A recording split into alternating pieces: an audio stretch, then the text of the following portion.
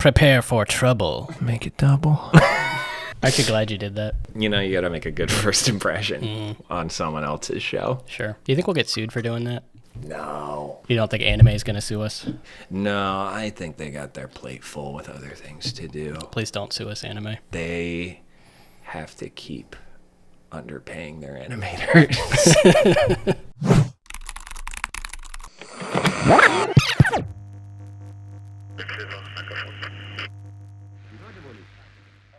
Hey, you're not David.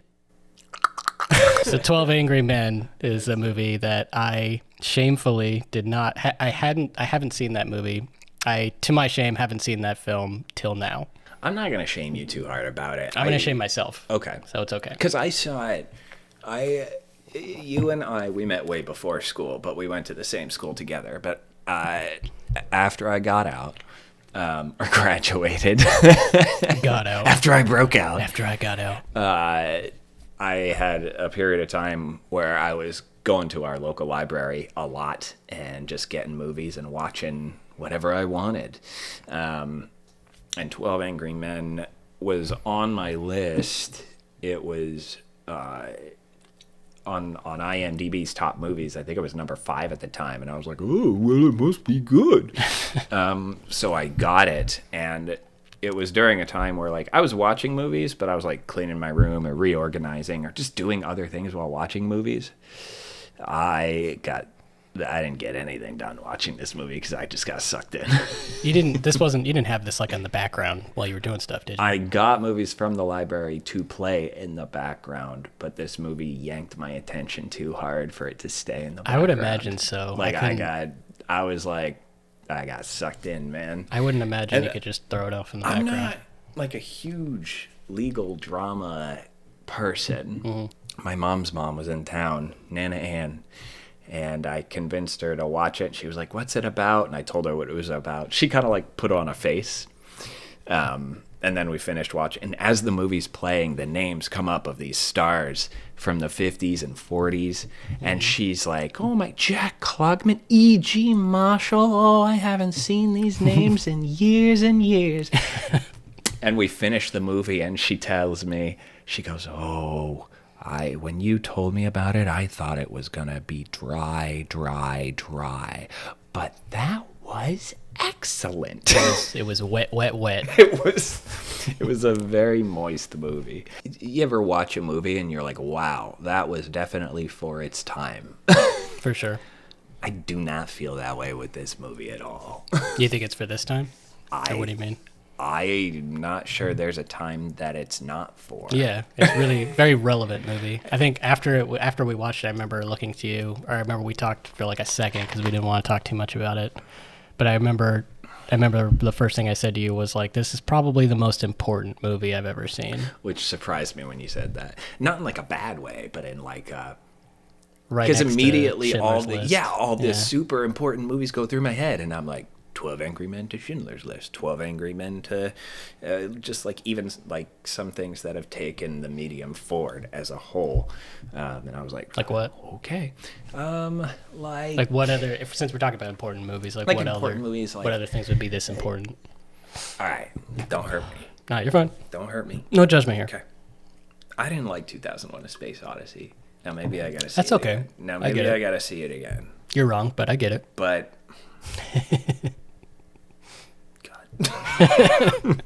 but I see it for what it did in terms of like, it is a very impressive movie on a tech level. It's incredible, and I think it still holds up today in a tech level. And, you know, I was like half the age I am now, you know, half my age when I saw it, maybe even younger. I just remember being like, nothing's happening. It is very, very holy, nothing's very slow. happening. I kind of like slow sci-fi sometimes, though. Sometimes. Yeah, I don't know.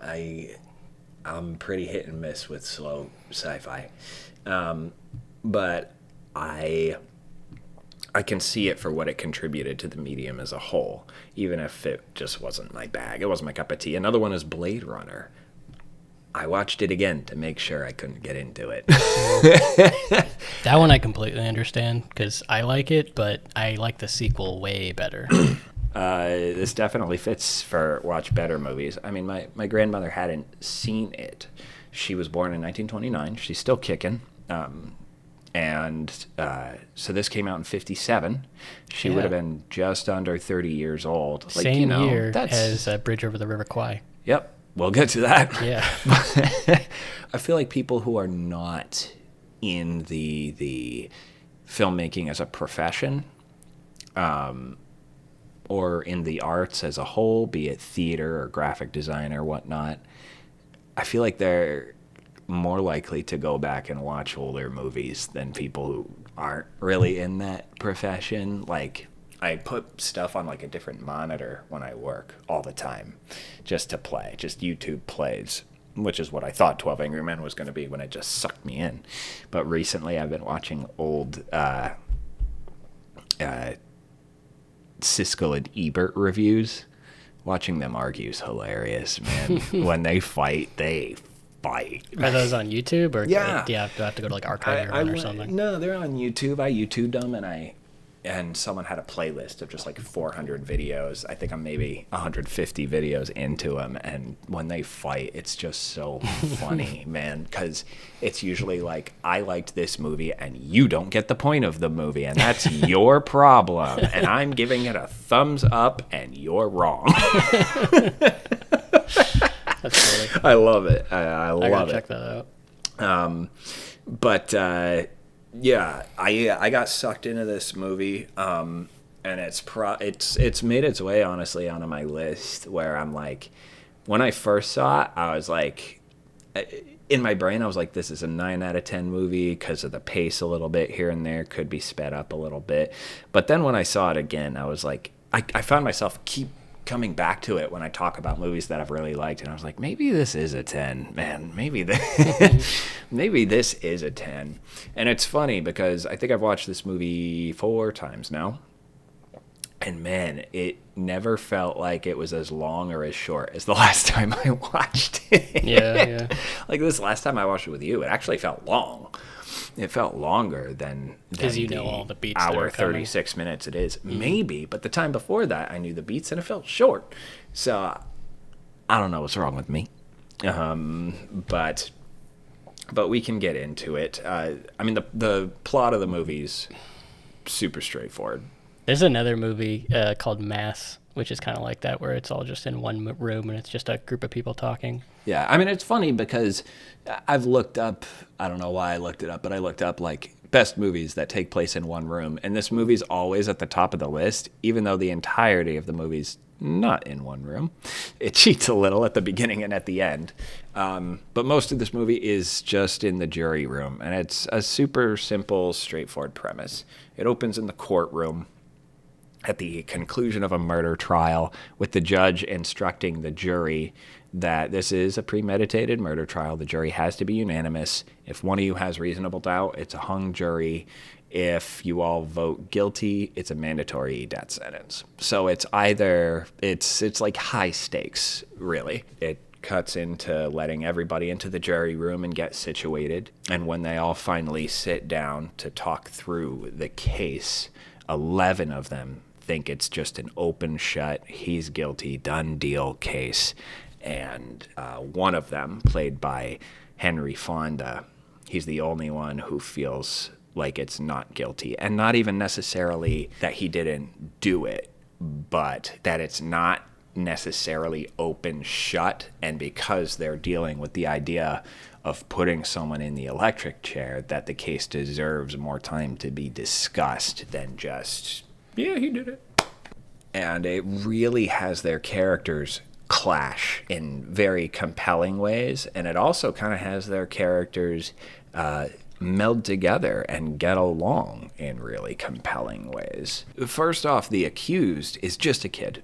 18 years old. He's accused of killing his father. We're going to spoil this whole thing, by the way. Yeah. Yeah, so don't. No shot that we're Go not watch the spoiling. movie and then watch this. Ugh. And I mean, you can find it on the Internet Archive if you're short of a streaming Did service. we rent It's it? on. I don't We remember. rented it, but it is on Tubi. So I mean, anybody Okay. can see it. But watching this movie with ads would kill me. Yeah. Oh, yeah. Watching this with ads would kill me. That's rough. I feel like if they're like, it's just. They didn't intend for that. Yeah, where did you find that knife? Whopper, Whopper, and then Whopper. Yeah.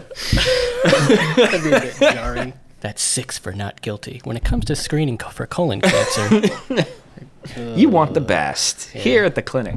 it's like, Here at the clinic, we turn your hopeless, depressed black and white footage into color footage post-diagnosis oh, wow. while you go through treatments.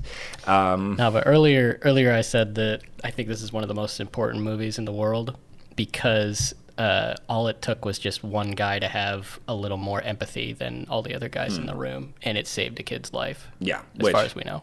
Yeah, which I mean, spoiler, he shifts everyone to starting to, because it's not the point of the movie when it comes to him convincing people to vote not guilty. It's not him saying the kid didn't do it. Yeah. It's him saying our job is to find out if there's a reasonable doubt. Yeah. And that there is was. what starts growing is the reasonable doubt as they explore more and more of the case. Yeah. That's a skill that's probably the most important skill to have. Being able to convince others of anything, really. Like have it like you're in a room full of people who are all set in a certain way, right? They're all set in a certain they have a preconceived notion or whatever. Yeah. Changing the minds of the people around you, like that's gotta be the like most It's important hard. skill in the world, or at least the hardest skill in the world. It's hard. And one of my favorite things in this movie is the first person he convinces to vote not guilty with him, because he hits a point where he's like, all Is right, fine, an older guy? Yeah, it's an older guy who you would think should be like super set in his ways. Yeah. But the way he turned out was that like it's okay to be wrong. It's okay to rethink things. It's okay to give someone else a chance to put a new perspective in the room.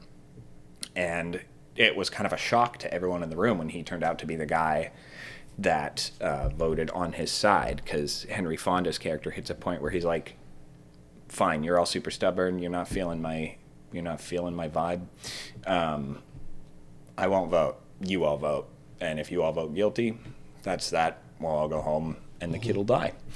And so and the eldest gentleman in the room votes with him because he feels like it took a lot of courage for Henry Fonda's character to be the only one to like keep everyone there, because the case has been going for like almost a week, like 6 days I think it is, and everyone's tired, they want to go home, they think this kid did it, and Henry Fonda's character, juror number 8, is the only one keeping everyone there. I think that exposition was shown in a really good way, actually, like naturally, because like the way they were talking to each other was like, oh man, it's been a while, and it was natural. Like the exposition was conveyed in a natural way, not in like a okay, here's what's going on. Yeah, turns to the camera. It wasn't like it wasn't obvious. It was subtle. The lines of dialogue giving the exposition of the trial itself didn't feel, it was like, you were there just as long as I was. We were all in that courtroom for 6 whole days listening to testimony. It's like, okay, yeah, that's something someone would say.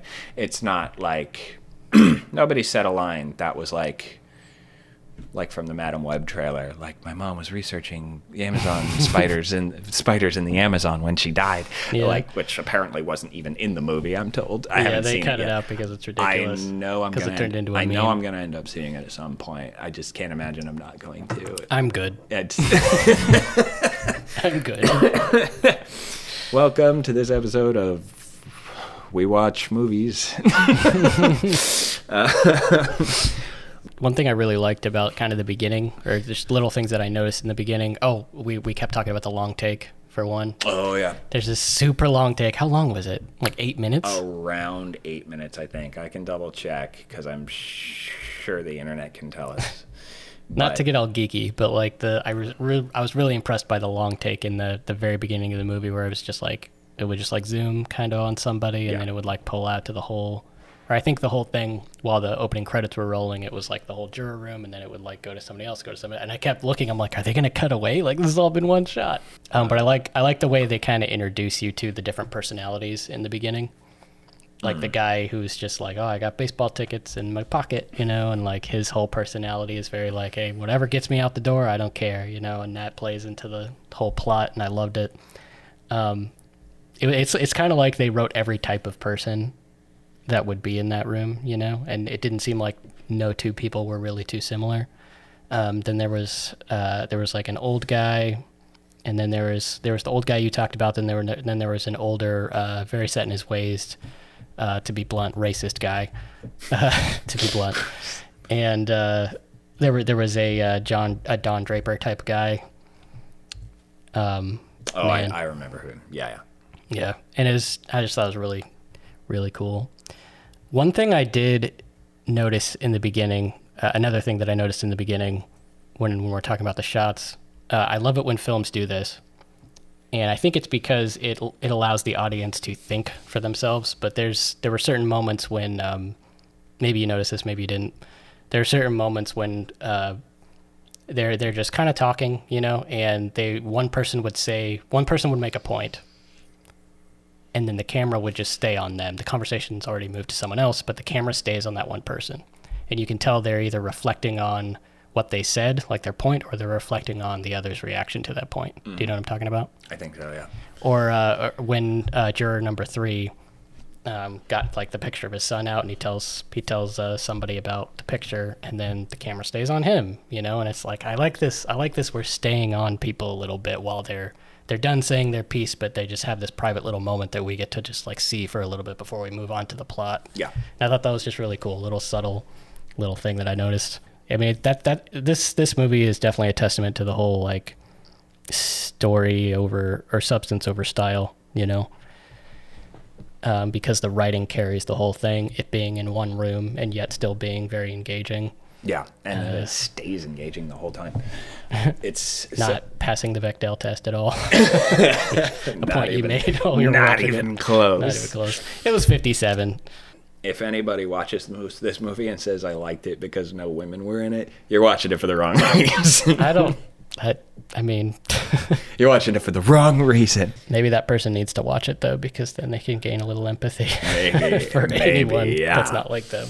Coming into these interactions that the jury members start to have with each other, that starts to clue you in to some of their personalities and starts to clue you into how they feel about this case, because some of them are like, oh yeah, that was interesting. It was like, oh yeah, well, I mean, let's wrap the show up. It was cool to see like how each one, like one after the other, like you could tell this one's more opinionated and then this one's more passive, and you could tell it was like, it wasn't like there was one passive guy or anything. Yeah. I have actually seen it on stage at a high school. A high school put this on. Wow. But, yeah. How was that? Well, I mean, they were kids. I'm not going there expecting, that seems like a lot to ask for high school kids. Maybe I'm wrong. It is. I actually once tried to memorize a monologue from this movie for an audition, and I kind of couldn't do it. Not because it was like... You're an actor, David? Yep.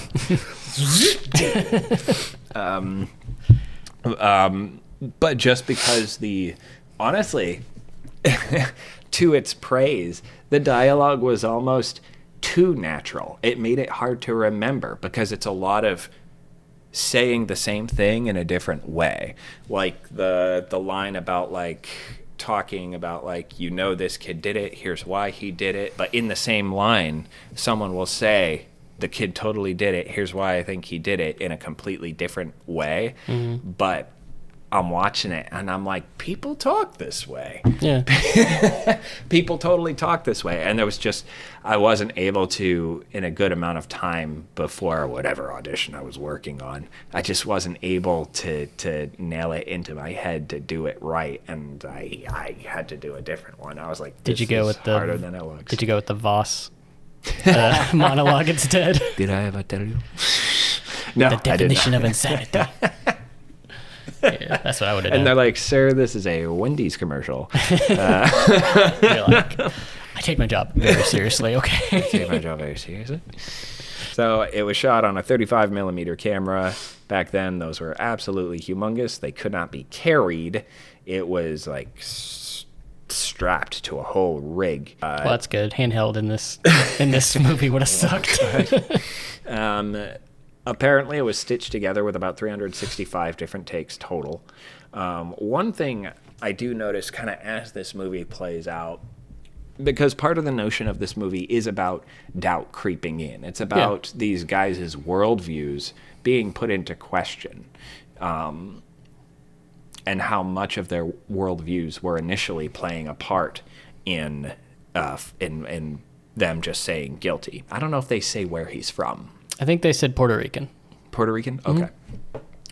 which is like already you got these guys being kind of Yeah, racist. but I mean, in this movie, the defendant is the darkest skinned person in the story. And one of the jurors immediately is just kind of like, oh, you know how they all are.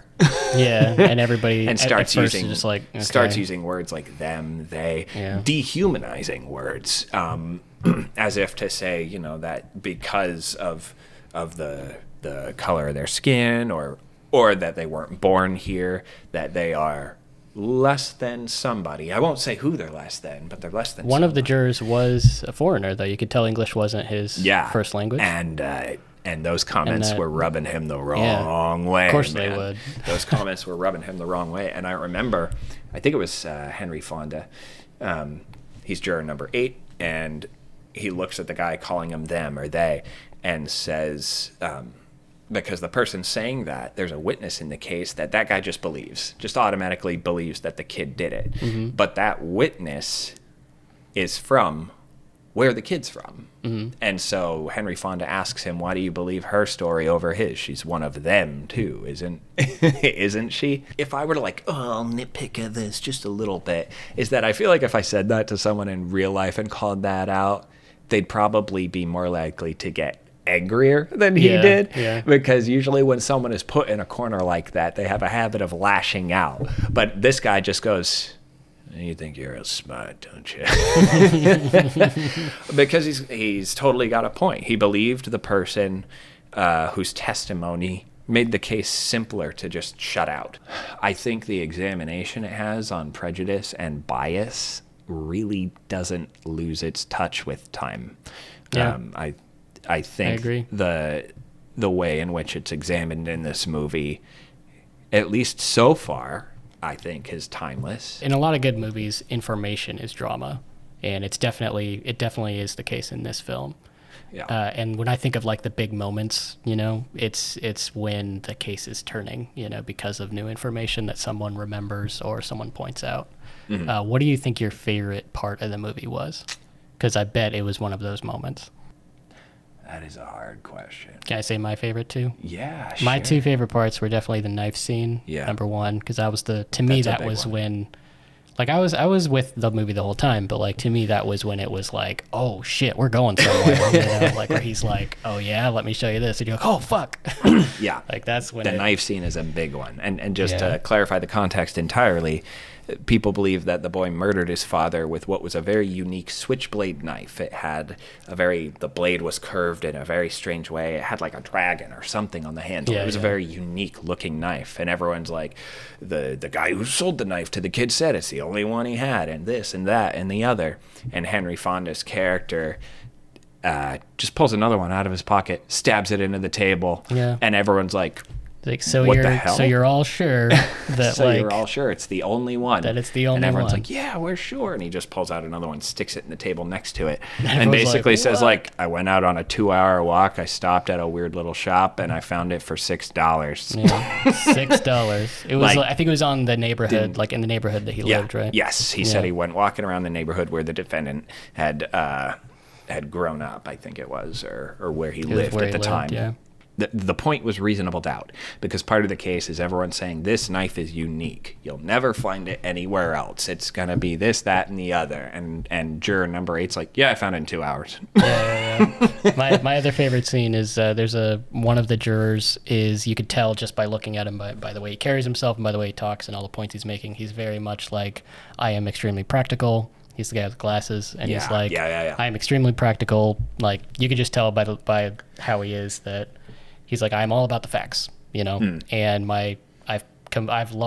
it's very easy for me to just purge emotion from this. The facts say this, Right. And go ahead. I was just going to say a key part of his character, because everyone's in this room and it starts to rain, so everyone shuts the windows and it's so hot and everyone's like dying. But they look at this guy with the glasses who's all business, and he isn't sweating at all. He's totally, and someone even looks at him and they're like fanning themselves and they're like, don't you sweat? And he just goes, no, I don't. You're like, okay. And they're like, all right. I thought that, and it's cool because you think that's just a joke and you don't know that that's set up for later. Yeah. And you're like, damn. Yeah. So that leads into what I think you're talking about. Absolutely. I'm not going to go into specifics, but like basically they factually point out some things that no one else noticed. And while this is being revealed to him, he starts to finally sweat. Yeah, he starts to sweat. Well, they start asking him specifically because he's one of the only holdouts. Yeah, and they're left. not bullying him. At least I didn't right. feel like it gets they to were. A point where it's like 9-3, not guilty. Because it starts 1-11, and then it's like slowly moving over and over. It gets to 6-6, and everyone's like, which you kind of, I mean, in the beginning of the movie, you kind of feel like you can kind of guess it's going to go that way. And this guy, who is played by, I think it's E.G. Marshall, I think. Which, I mean, people, like, if my grandmother hears this podcast, she'll be like, oh, yeah. I know E.G. Marshall. You let me know if she said, oh, yeah. Oh, just yeah. Like that. You text like me and let the me know. Kool-Aid, man. It is E.G. Marshall as juror number 4.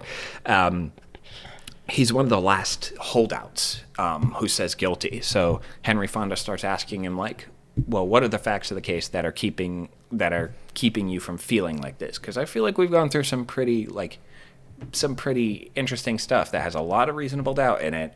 What is it that's not clicking for you personally? Like, no pressure, but just like illuminate us.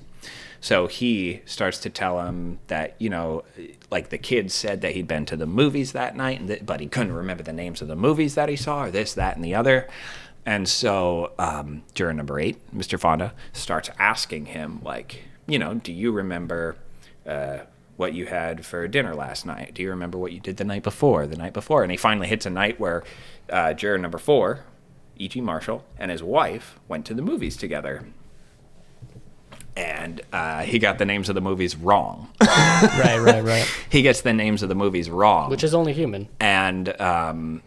And Henry Fonda just basically points out, like, and you weren't even under any sort of emotional distress or anything, like this kid was, whose father died and he had to run and he gets arrested, and like you weren't under any of that kinds of stress at all. And the guy's like, no, I wasn't. And the sweat drop just starts coming down his head.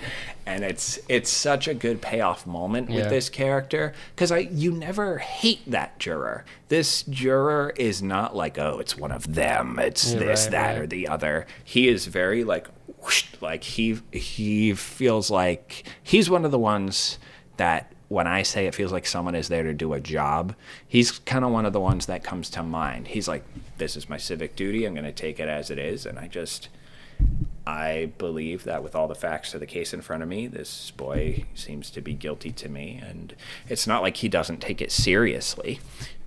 He seems to very much take it seriously. That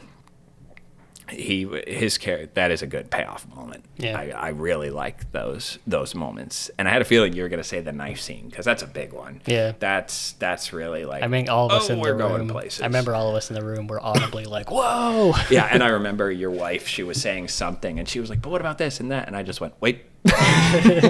Like, just look at what's about to happen. Yeah, and the knife hits the table, and she's like locked in. Yeah, she's like, oh shit. Speaking of legal dramas, I wonder. I bet, and I'm sure somebody knows this, but like, I bet Aaron Sorkin probably was very inspired by this, because this felt very Sorkin-y, obviously before his time. Think so? A little, yeah. He writes a lot of courtroom dramas. Yeah, he does.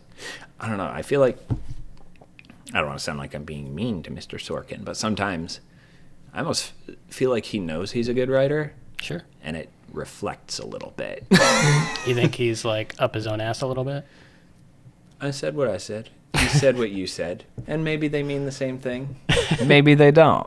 I don't know. I don't think he is, but I don't know. I'm a huge fan of his work. I do think personally. he's a good writer. Yeah. Aaron Sorkin is an incredibly good writer. You should watch the Steve Jobs one that he did with Fassbender. Okay. It's really good. Okay. Like I'm looking at the clips now. Another thing that this movie does is as it plays on, for one, it starts on like a hot day, but then it becomes rainy, so they have to shut the windows, and then it gets really hot. They have like no ventilation.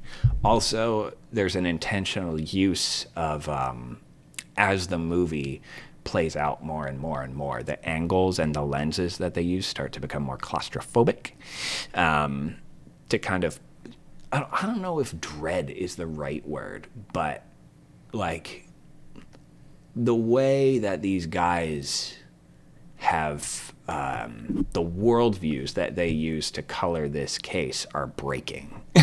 Yeah. And and so the lenses, I can't remember if they're changing lenses or just getting closer. They've got to be changing lenses here too, are getting more up in their face and getting more of their sweat and getting more of their doubt and their shifting eyes more up close for the audience to see. It gets, by the end, it feels very claustrophobic on purpose, except for a couple of scenes where a couple of the jurors just go off on such either heinous or crazy tangents that the movie cuts wide to show that the room is not with them. Yeah. That was a interesting way to block that. I thought that was cool. Yeah. One particular rant where the guy just basically shows himself to be like a raging racist. Yeah. And everybody in the room is like not feeling it. Yeah. At They're like, all. no one is with you on this, man. Nobody's. Even the other jurors you don't like are like, nah. Nah, dog, I'm out. I'm not feeling that one bit. Yeah. When I click on like all the different actors who are in this movie, when IMDb pulls up what they're known for, this movie's like all the way up at the top. Nice.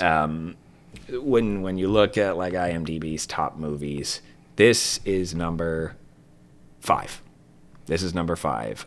The only movies beating it are Godfather Part 2, The Dark Knight, The Godfather, and The Shawshank Redemption. Okay. And this movie didn't win a single Oscar. Didn't win That's a insane to single me. Academy Award. That's crazy to me. It did not win any, largely because it came out the same year as Bridge on the River Kwai. River Kwai. Yep. Is it on or over Kwai? I think it's over Kwai. Someone correct me in the comments. I like the importance of the message, which is, or at least what I got from it, which is like, it's okay to not be completely sure about everything all the time, and like maybe that's a good thing, that once in a while some things need a second look. You know, sometimes you could be like, hey, maybe I should give this a second look. Yeah, and I mean we've talked all about like this and our favorite moments and different jurors and this and that. There are 2 jurors who could kind of be considered the villains of the movie. Yeah. And one of them we haven't talked about like at all. Oh, we didn't. Juror number 3, you mean? Yeah. We Yeah. haven't like talked about him at all, which is fine. We don't have to talk about him. But it's just that this movie is so full of compelling characters and a beautiful look at how our own worldviews can creep into to what we do on a day-to-day basis, that it's okay if people who want to see the movie, now that they've heard us talk about it, maybe experience some of these characters for themselves that we haven't discussed. But yeah, Juror 3 is... I'd say he's the main antagonist, if there is one. Probably. Yeah. Probably, because his reasons for... The guy who's like super duper racist, his reasons for believing that the boy is guilty are very...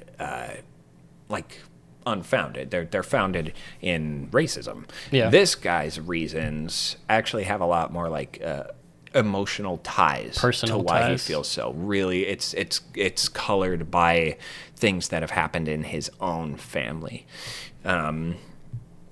And how his relationship with his son has deteriorated with time, and it's a good look at the bitter person it has turned him into, who just wants to be done with this case. Kid did it, case closed. Because it's almost his way of looking at his relationship with his son and being like, it's not my fault. It was the kid's fault. Yeah, exactly.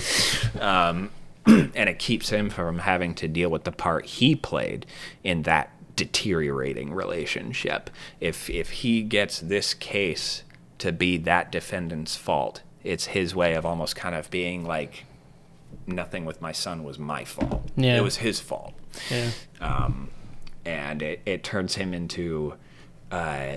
you do feel bad for him to some extent, but at the same time, like... I get the gut feeling he's not a good dad. Right. Well, he says that in the beginning. He says Yeah. some stuff in the beginning about like beating his kids and stuff. And, Yeah. oh, my father beat me when I was that Right. age. And I guess that's the part of me that feels bad for him. Yeah. Was he didn't have the ability to raise his son how he wishes he was raised. He just followed the model he had. Yeah, it's the whole I gotta dish it out like I took it kind of thing. Yeah. Yeah. In what, the order of fairness? I don't know. I don't know. Yeah. Everyone who's seen this movie has loved it so much that it's regarded as the 5th most highly ranked, rated, acclaimed, loved, and adored movie of all time on the Internet Movie Database. And almost everyone I talk to about it is like, no, I don't know that one. What's that about? I don't know. I'm not sure. I knew of it. I've known of it for a very long time. It's just always been that thing where I'm like, it's black and white. It's all talking. Like, I definitely want to watch it, but like later, And I just gotta be kept in a putting it mood off. for it. Exactly. I gotta have the right kind of tea in the cabinet for this one. Exactly, yeah. To my everlasting shame. But man, But- now that I saw it, I'm like, I feel so dumb. Why did I wait so long to watch this masterpiece? But this is also like the biggest crowd I've watched this movie with, which was fun for me. Yeah. Because I like watching my grandmother react to the knife and this and that. Mm-hmm. And, why do you believe her? She's one of them, don't you? Like, just reacting to those big moments was always really fun. But watching a whole room react to them was really fun too. I like the line where he's like, "Oh, let me go, I'll kill him," and he goes, "You don't really mean you'll kill me, do you?" Yep. Like, ooh, that was a So a good moment too. If you've seen the movie, you know what I'm talking about. Yeah. There's a lot of really good and what feels like organic moments of people just digging their own grave. Yeah. That's hard to write. It is. That is impressive. It's impressive to watch.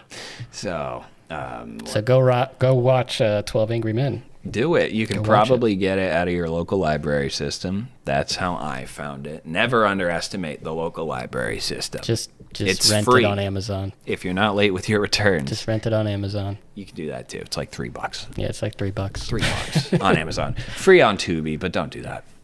Because ads. Because ads. You don't want screening for colon cancer to show up during the knife scene. You work your heart out raising your kids. Oh, God. Endometriosis affects so many people in the world. So, I'm loving it. yeah. Thank you for having me on your show. Oh, anytime. You want to stick around? Okay. How do you usually close these out? I don't know. Endings are hard. They are. So where's David? What'd you do with David?